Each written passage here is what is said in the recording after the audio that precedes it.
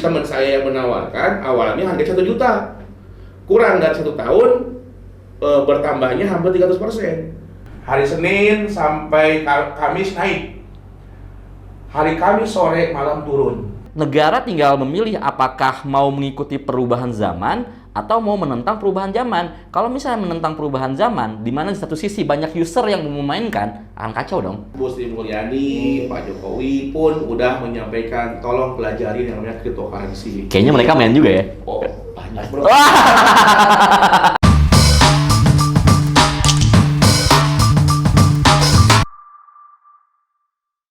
Oke, kembali lagi ke channel YouTube The Brick Talk. Hari ini gue kedatangan bintang tamu yang pembahasannya cukup menarik, yaitu semenjak adanya pandemi ini telah merubah sebagian masyarakat khususnya di Indonesia dari yang dulunya semuanya sistemnya pertemuan, sekarang menjadi semua dikenal dengan era digital.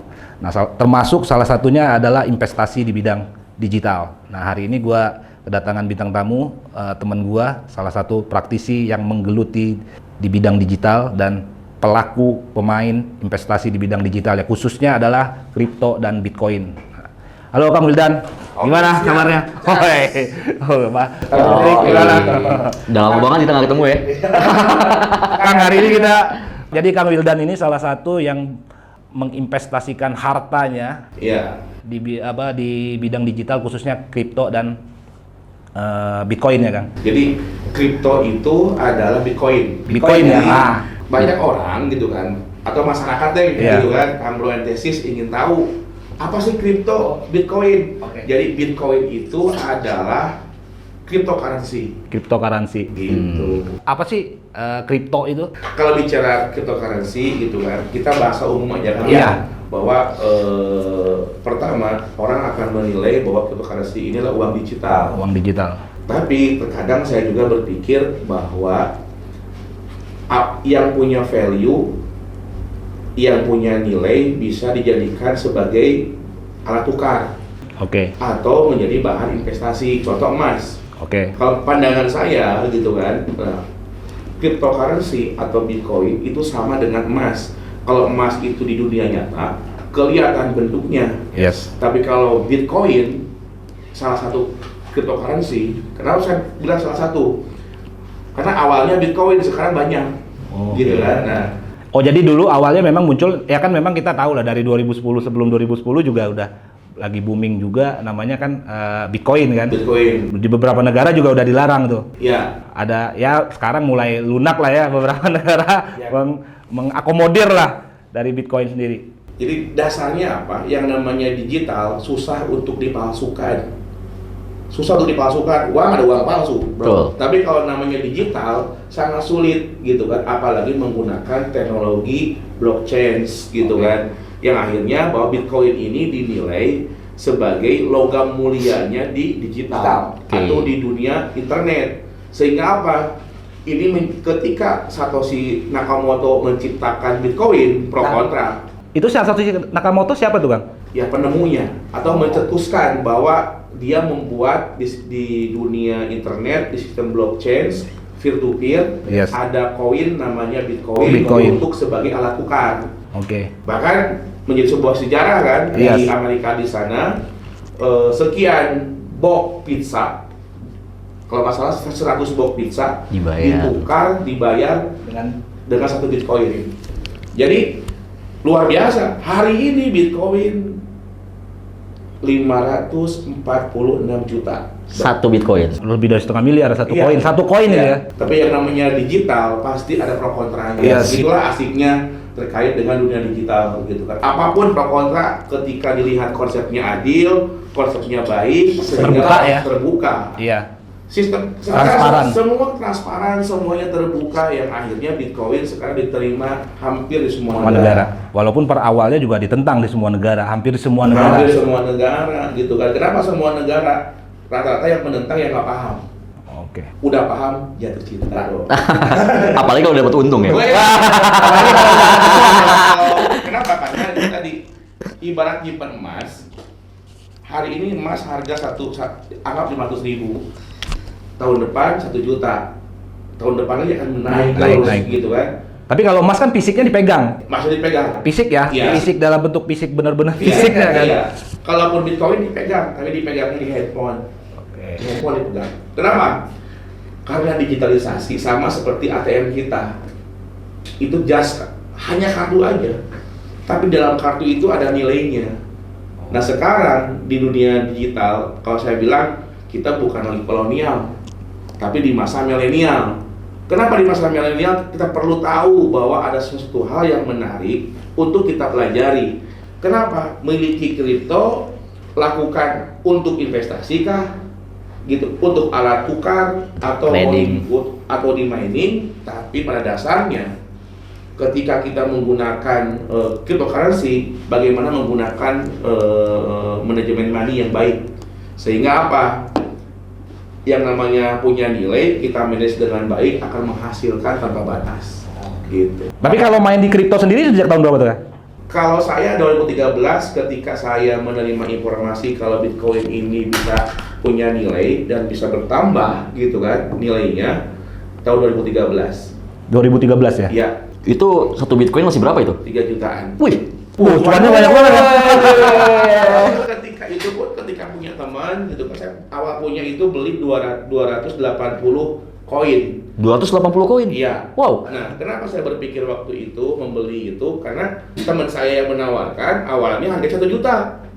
Kurang dari 1 tahun bertambahnya hampir 300%. Dan memang ada platformnya, ada websitenya dulu namanya. Dulu belum ada aplikasi kali ya? Belum ada ya? Internasional masih pakai bahasa Inggris, belum ada di Indonesia namanya bitcoin.com. Saya pelajari, jadi ketika kita pun melihat di situ ada harga jual, ada harga beli. Yang akhirnya karena belum ada exchanger, belum ada tempat penukaran uang untuk spot untuk penukaran uang, akhirnya peer to peer. Misalkan, bro, gua nih punya Bitcoin. Minggu kemarin harganya 3 juta, sekarang udah 5 juta, mau beli nggak? Mau, transfer, gitu kan? Ketika transfer, bro, bikin akun di bitcoin.com, bikin. Udah gitu kan, punya username, punya wallet kan? Wallet, ya. Akhirnya nanti Lu transfer Bitcoin lu ke gue. akhirnya karena saya punya Bitcoin, saya transfer Bitcoinnya. Jadi teman-teman, perusahaan peer to peer itu adalah perusahaan ya, kita bahasa sederhananya aja ya, adalah suatu perusahaan di mana untuk melakukan transaksi aja. Iya.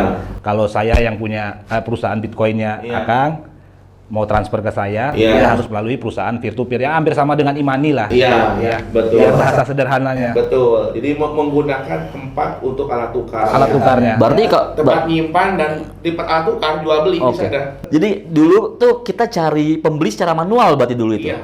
Karena belum ada di Oke. Indonesia. Oke. Oke. Kalau secara aturannya sendiri, kripto itu gimana di Indonesia? Secara aturan ya. Kalau tadi kan Kalau dulu kan waktu awal-awal juga Bank Indonesia bukan udah menegaskan bahwa kripto bukanlah alat tukar mata uang ya. betul. Ya, karena pertama kripto itu tidak masuk ke ranah perbankan. Betul. Jadi gini, kalau misalnya kita berbicara mengenai, jadi kita bicara mengenai dua sisi nih. Yes. Kripto sebagai mata uang dan kripto itu sebagai suatu value atau suatu nilai. Nah, kalau misalnya kita bicara kripto sebagai mata uang, kita punya undang-undang nih, Undang-Undang Nomor 7 Tahun 2011 tentang mata uang. Oke. Di sana jelas bahwa yang namanya mata uang itu adalah mata uang yang dikeluarkan oleh sebuah lembaga moneter. Dalam hal ini adalah Bank Indonesia. Bank Indonesia. Betul. Jadi kita lembaga mata uang itu adalah rupiah. Jadi sampai saat ini alat tukar yang sah secara hukum itu adalah rupiah. Misalnya you orang mau beli sampo lah, mau beli mobil lah, mau beli apa, itu alat tukarnya menggunakan rupiah. Rupiah, itu betul. yang sah. Yes. Dan sampai saat Uang ini kartal lah ya? Uang kartal, uang Yes. konvensional, Nah. uang kartal seperti itu. Nah, sementara kalau misalnya kita bicara mengenai masalah kripto sebagai sesuatu hal yang value yang diperdagangkan, itu dapat dikatakan sah. Kenapa gua katakan sah? Karena gini, kita punya lembaga negara di bawah Kementerian Perdagangan, namanya Bapepti. Bapepti ya. Bapepti itu adalah Badan Pengawas Perdagangan Berjangka Komoditi. Nah, Bapepti itu fokusnya itu adalah ya tadi pengawasan dan pengaturan aktivitas perdagangan berjangka. Oke. Jadi perdagangan berjangka itu ada dua, bro. Yang pertama adalah produk primer non keuangan, hasil pertambangan, Yes. energi, pertanian, perkebunan, Betul. kayak gitu. Satu lagi adalah non primer keuangan, obligasi, valuta asing, suku bunga, aset kripto salah satunya. Nah, Bapepti itu Jadi sendiri dia masuk di dalam non keuangan ya. produk non primer keuangan seperti itu. Nah, di mana kalau misalnya untuk produk komoditi berjangka tadi itu tuh pasti ada suatu tempatnya yang disebut exchanger-nya. Nah, kalau misalnya di kripto itu sendiri, Bapepti itu sampai sejauh ini sudah mengeluarkan peraturan yang melegalkan 13 exchanger di Indonesia. 13 exchanger itu adalah 13 perusahaan yang diakui oleh Bapepti ya. Yang diakui oleh Bapepti artinya legal. Yang melakukan trading untuk uang kriptonya ya. Betul. Oke. Nah, jadi kita harus membedakan dulu nih kripto tersebut, apakah kripto sebagai alat pembayaran atau kripto sebagai sebuah value, sebuah nilai. Nah, kalau misalnya kita bicara mengenai kripto sebagai sebuah alat pembayaran, itu jelas tidak sah. Sah. Karena itu di BI kan udah dijelasin. Ya. Betul. Karena uang adalah uang kartal kan Ya, yang untuk alat pembayaran. Rupiah. Yes. Kalau misalnya kita bicara kripto itu sebagai value, sebagai nilai yang diperdagangkan, komoditi yang diperdagangkan, itu sah. Makanya dia masuk ke Bapepti. Makanya dia masuknya ke Bapepti, Bapepti. Jadi oke. lu salah kalau misalnya lu belanja ke Tokopedia, gua bayarnya pakai kripto ya, Yep. itu jelas tidak akan diterima, kan itu nggak sah. Tapi kalau misalnya lu trading kripto, nah itu seperti lu trading saham, lu trading forex, Yes. itu bisa. Bisa. Nah, tapi ada juga nih negara-negara yang mengakui Bitcoin itu sebagai alat penukaran yang sah. Ada beberapa negara Yang baru mengakui ya. yang baru mengakui ya, sejauh ini baru mengakui lah. Ada Amerika, ada Ukraina, ada Rusia, ada Korea, Jepang, Denmark, dan lain-lain. Kayak gini contohnya, Tesla. Tesla itu dia sekarang kita bisa membeli Tesla itu dengan kripto, Yes. dengan Bitcoin. Bitcoin. Nah ini juga isu yang menarik kemarin kan Iya, si Elon Musk Betul. tweet bisa membeli Tesla. Tesla dengan kripto. Iya. Betul. Nah, terus kemudian kemarin itu Mechos dia punya satu platform Amazon Yes. seperti Tokopedia kayak Yeah. gitu kan. Nah, dia itu akan berencana mengakomodir kripto sebagai alat pembayaran di Amazon tersebut.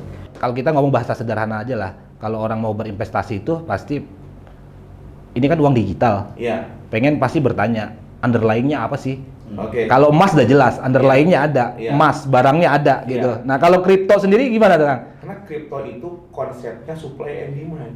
Oh. Tidak ada underlying-nya, makanya disebut sebagai digital asset. Oke, tadi kan ngomongnya supply and demand. Iya. Yang pegang siapa?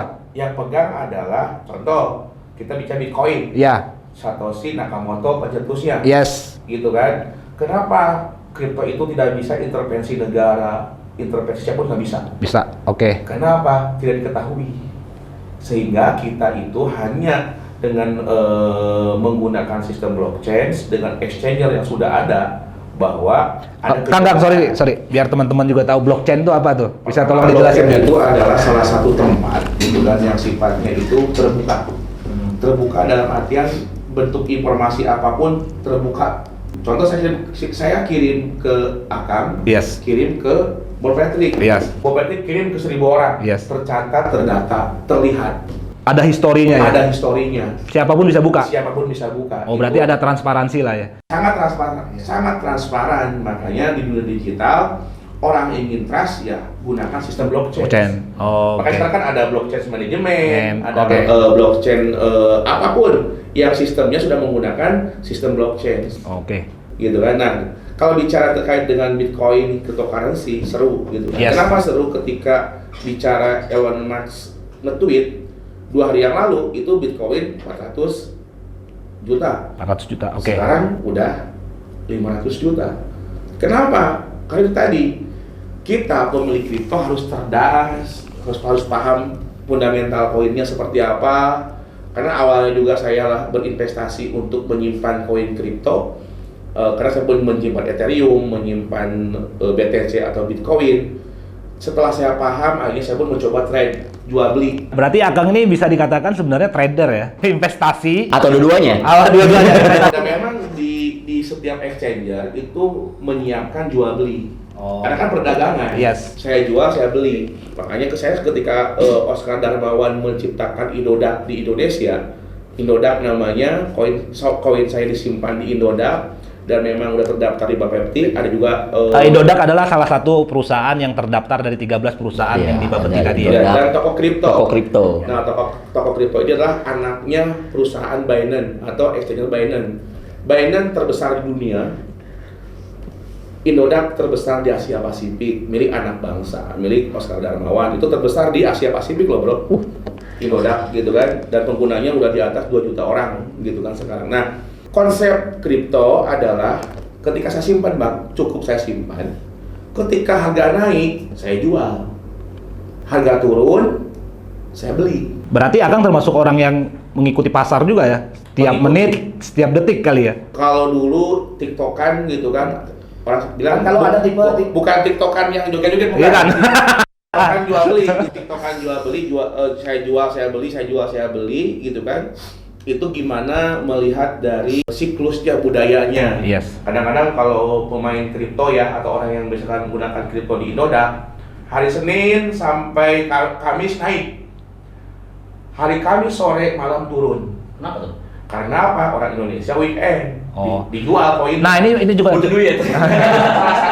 salah satu faktor. faktornya, gitu kan. Kang, kalau kripto transaksinya 24 jam kali 7 hari. 24 jam. 24 jam. Sabtu Iya. Minggu tetap jalan. Jalan terus. Kalau saham kan enggak. Iya. Tutup Sabtu Minggu. Sabtu Minggu Hari tutup. libur juga Iya, tutup. sage. Iya. Gitu. Oh, kalau kripto berarti tradingnya 24 jam 7 hari full dalam 1 minggu. Betul. Mau libur mau enggak. Enggak, karena tidak melibatkan orang di dalam sistemnya. Berarti 7 hari mantengin laptop ya terus kayak gitu? Enggak lah. Oke. Gitu kan. Saya hanya memperhatikan, karena saya dulu di Indodax, Oke. saya jual di hari Kamis, saya beli hari Senin.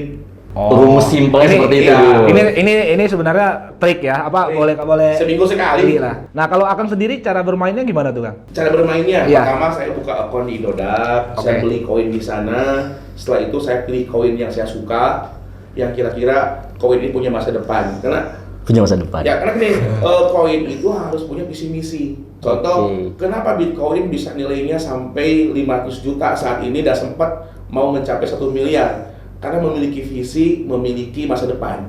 Oh, berarti Pak, untuk teman-teman sebelum memulai investasi kripto juga harus tahu fundamentalnya dari kriptonya ya. Ya, harus riset dulu. Pelajari, ambil aja 10 koin terbesar di dunia, Anda harus wajib miliki. Kalau Berarti- saya ada koin yang disimpan untuk jangka panjang, ada koin disimpan untuk jangka pendek. Oke. Kan ada juga pembuat koin tiba-tiba di awal itu ngehit, udah gitu turun. Ketika titik di atas udah simpan aja. Nah, kalau sekarang yang trennya yang ada robot itu gimana tuh, Kang? Oke, gini. Pertama adalah Yang mainnya robot ya. Nah, Oh. coba bisa jelasin nggak, Kang? Itu maksudnya apa sih? Kan kalau lagi tren-tren, kalau di Twitter juga saya lihat kan banyak pakai robot yang menawarkan software-softwarenya segala macam lah. Iya. Nah, itu gimana tuh, Kang? Memang sebelumnya pun saya menggunakan beberapa robot, hampir 4 robot. Yang sekarang ini robot yang kelima gitu kan. Robot itu software ya? Robot itu adalah yang membantu kita. Ini produk, Ya. produk untuk membantu kita trade. Oke. Nah biasanya kalau kan ini robot rata-rata yang pemiliknya bukan orang Indonesia. Oke. Tinggal searching di aplikasi ada, gitu kan. Nah pertama robot ini fungsinya hanya untuk trading, jual beli. Ada yang sewa 1 bulan. Saya pernah sewa yang harganya 1.200.000 per bulan. Berarti kita kalau bisa sewa atau beli. Beli rata-rata sewa. Sebelum saya jelasin robot ya, apa membedakan antara forex dengan cryptocurrency? Ketika kita bicara kripto, ketika kita dibilang rugi adalah ketika beli 100.000 berubah menjadi harganya 10.000 misalnya. Nah, kita tinggal nunggu aja bagaimana nilai bertambah lagi ke 100.000 lagi, bahkan lebih dari itu. Makanya perlu memilih koin yang tepat biar kita memiliki koin yang punya masa depan, penggunanya banyak gitu kan. Iya. Sehingga koin ini kita gunakan sesuai dengan penilaian kita. Oh. Nah, kembali ke robot gitu kan. Robot ini menggunakan teknik yang cukup jenius gitu kan, untuk mempermudah kita. Kenapa? Karena kalau kita tiktokan atau melakukan trading manual nggak bisa tidur bro. Ngapain punya uang banyak tapi kita jadi penyakit gitu kan. Makanya gunakan robot yang jenius gitu. Saya gunakan robot yang jenius yang akhirnya apa? Tinggal saya setting, udah gitu melakukan jual beli sendiri. Tapi kita juga harus insting tradernya juga harus jalan juga ya. Jangan mengandalkan 100% robot juga kan? Nah makanya bisa 100% menggunakan robot kalau saya Robocop. Kenapa? Ketika ada robot saya gunakan juga yang namanya analisa kita. Biar apa? Tidak Ya itu ada, tadi analisa kita kan. tidak Oke. ada robot yang sempurna, tidak ada yang namanya manusia sempurna. Biar robotnya sempurna, gunakan akal kita. Oke. Itu. Biar apa? Carilah mesin robot yang jenius. Kang, mungkin ini juga ini yang penting, mungkin saya ulang lagi nih, tips untuk memilih Koin yang baik, valuable. yang BA tadi itu yang sangat bernilai lah, Yang berprospek. ya punya prospek ke depannya itu gimana tuh? Kan karena banyak banget koin kan bentuknya. Ada berapa banyak, Kang? Ya, itu Koin. banyak. Itu ribuan gitu kan. Kalau di Indodax aja udah lebih dari 20 koin ya. Jadi kalau saya anjurkan pilih 10 koin terbesar aja. Dari mana? Dari supply dan demand-nya. Bisa dilihat itu di mana? Di exchanger-nya, baik di Binance, baik di toko kripto ataupun di Indodax. Oh, Gitu. Kalau saya belinya apa? Bitcoin, Ethereum. Kalau Doge kadang-kadang karena kan fundamentalnya nggak kebaca ya kadang-kadang ya. Gitu. Kalau Doge Tergantung isu. tergantung Elon Musk. Tergantung Elon Musk. Kadang-kadang koin-koin misalnya Ethereum klasik gitu kan. Kalau saya lebih banyak menyimpannya kalau sekarang di BCD. oh, Gitu kan. Itu banyak koin-koin di sana, tapi pilihlah 10 besar itu. Biar apa? Biar kita ketika pun turun, karena jarang koin turun 50%. Ya 50%, paling turun 5-10%. Setelah itu naik ke tambah batas. Nah ini kan yang jadi menarik juga, yang orang masih banyak ragu sebenarnya adalah underlying yang nggak ada, tapi kata Akang tadi loss-nya pun nggak ada, Iya. bisa dikatakan nggak ada kan? Betul. Ya beli 100.000 ya minimal lu dapat tetap 100.000 lah, Iya. ya kan? Nah ini yang orang juga nggak mungkin lah underlying nggak ada kok bisa nggak loss tapi untung pasti. Iya, kalau koin yang nggak punya masa depan, contoh dia sempat mencapai 10.000, tiba-tiba semua penggunanya jual Oh, sampai ke harga Rp1, itu yang paling bahaya. Makanya pilih koin yang sudah mapan, yang sudah kuat secara ekosistemnya. tapi berarti kalau koin yang nggak mapan tadi menurut Akang ya kemungkinan loss juga ada kan? Kemungkinan ada, tapi Ada, kan kan? untuk bikin cryptocurrency juga punya aturannya, minimal dia ada 5.000 pengguna kan, kecuali dia menggunakan menarik juga tricky gitu kan. Nah, patokannya mapan tuh apa, Kang? Mapan itu pertama adalah supply-nya itu kayak Bitcoin, itu dibuat dengan jumlah yang sudah pasti, sehingga tidak akan dibuat lagi. Bertambah. Semakin banyak penggunanya, Sama kayak Bitcoin dulu Iya. cuma diciptakan berapa? 1 juta ya? 1 juta koin lah itu kan. Nah, ketika jumlah koinnya ini dibuat, penggunanya semakin banyak, maka koinnya naik gitu kan. Ada juga yang unlimited coin kayak Ethereum dengan Dogecoin. Oke. Itu tanpa batas. Kang Ketrik. Siap. Ini kenapa di Indonesia kenapa dia harus masuk ke komoditi berjangka padahal kan transaksinya nggak diawasi OJK, Betul. nggak diawasin oleh Bank Indonesia secara aturan. Ya karena kan komoditi berjangka itu kan bursa perdagangan ya, Yes. bursa perdagangan. Nah di kita sendiri itu kan ada Kementerian Perdagangan, Perdagangan. Pak Muhammad Lutfi ya, Iya. hal ini ya. Nah makanya Kementerian Perdagangan kemudian membuat sebuah lembaga yaitu yang mengatur mengenai perdagangan itu sendiri. Itu diatur yaitu yang nanya tadi Bapak Ti tadi. Yes. Karena tidak semua hal itu bisa diperdagangkan. Seperti misalnya narkoba itu nggak bisa diperdagangkan bro, Iya. kan kayak gitu kan. Yes. Jadi tidak semua hal itu bisa diperdagangkan. Nah, artinya adalah dengan kripto ini sendiri diatur oleh Bapeti, artinya adalah bahwa kripto itu sendiri sekarang menjadi legal di Indonesia untuk diperdagangkan ya, dengan catatan untuk diperdagangkan bukan sebagai alat pembayaran yang sah seperti itu. Nah, kenapa dapat diperdagangkan? Karena yaitu tadi peminatnya makin lama itu makin besar.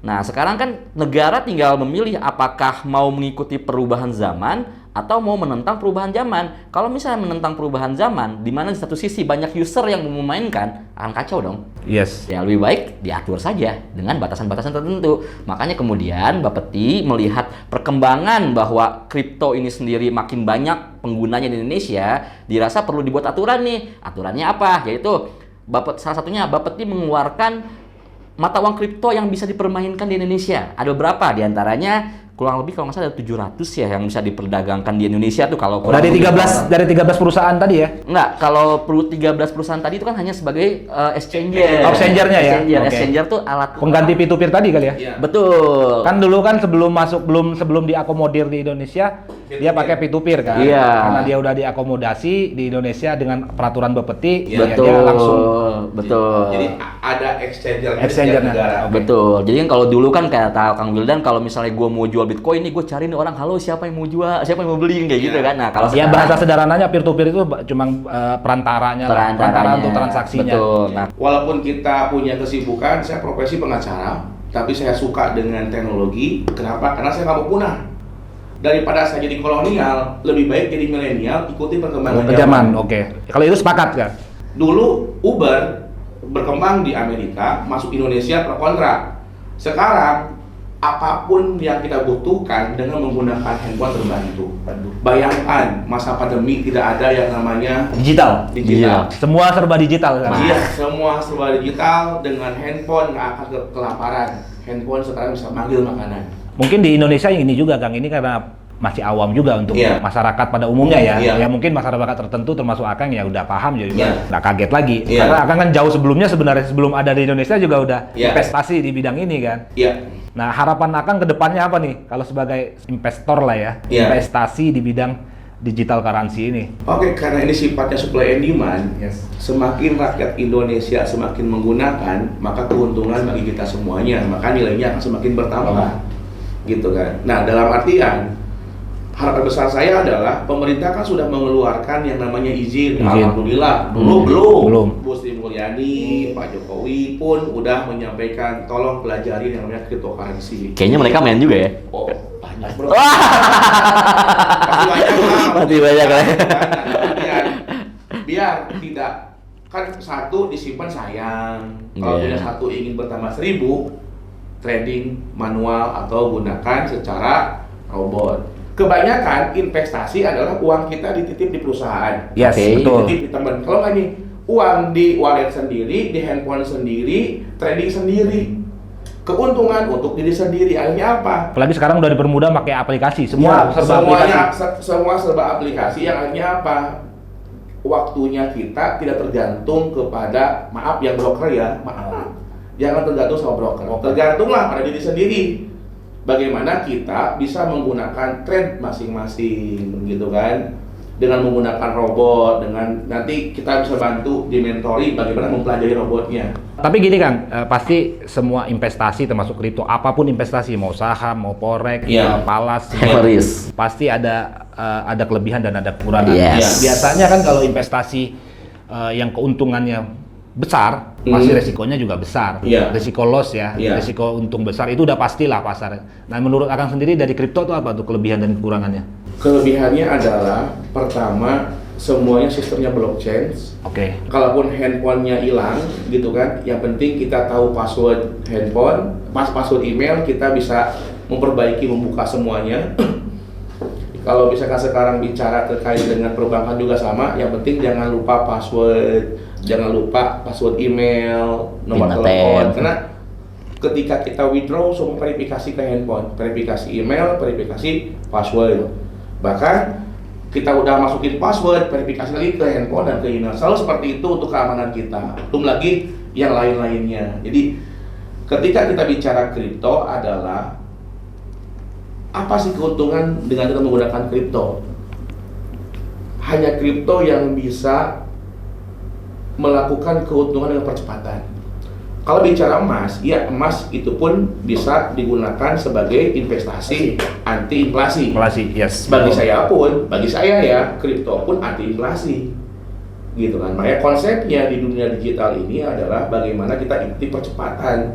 Gold bagi saya lambat, tapi kripto sangat cepat.